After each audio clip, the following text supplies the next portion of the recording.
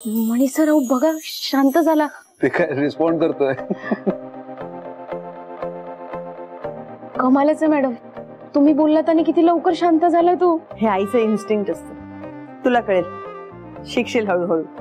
Okay, आता तुम्ही तुमच्या सोन्याबरोबर झोपा आणि स्वतःची औषधं वेळेवर घ्यायला विसरू नको, नाहीतर या बाळाच्या नादात स्वतःची औषधं विसरशील.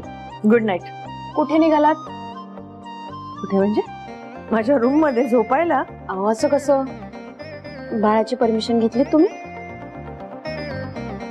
विचारलं तुम्ही त्याला जाऊ की नाही म्हणून? थांबा, आजीला जाऊ द्यायचं का आपण? नाही म्हणतोय तो. तुम्हाला परमिशन नाही आहे, तुम्हाला आज इथेच थांबायचंय. काय म्हणी सर? असं सांगतोय? मग तर आता आजीला थांबावंच लागणार.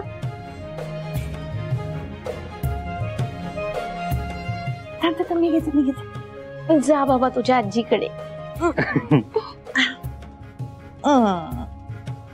आईला झोपू देत नाहीयेस का? आता गपचूप झोपायचं. ओके, आता आई अंगाई म्हणणार आहे. चला अंगाई म्हण. मॅडम मला नाही येत अंगाई बिंगाई. शिकून घ्यायला हवं होतं की नाही? यावेळेस तुम्ही घ्या, मी तुमच्याकडनं हळूहळू शिकेल की. प्लीज. छान, ताजी अंगाई गाणार तुझ्यासाठी. हो झोपा. लिंबोणीच्या झाडा मागे चंद्र झोपला ग बाई. लिंबोणीच्या झाडा मागे चंद्र झोपला ग बाई. आज माझ्या पाडसाला झोप का ग येत नाही.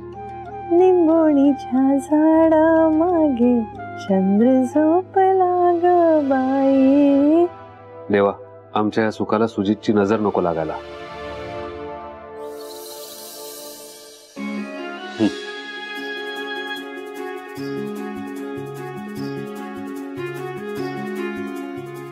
स्वानंदी, बाळ झोपलंय, तुम्ही गोळी घ्या.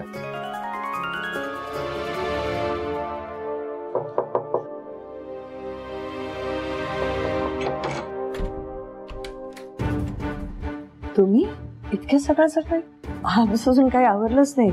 म्हणजे रात्री बाळ उशिरा झोपलं ना, त्यामुळे आम्ही सुद्धा उशिरा झोपलो. नीलम, आम्ही पाहुणे आहोत का?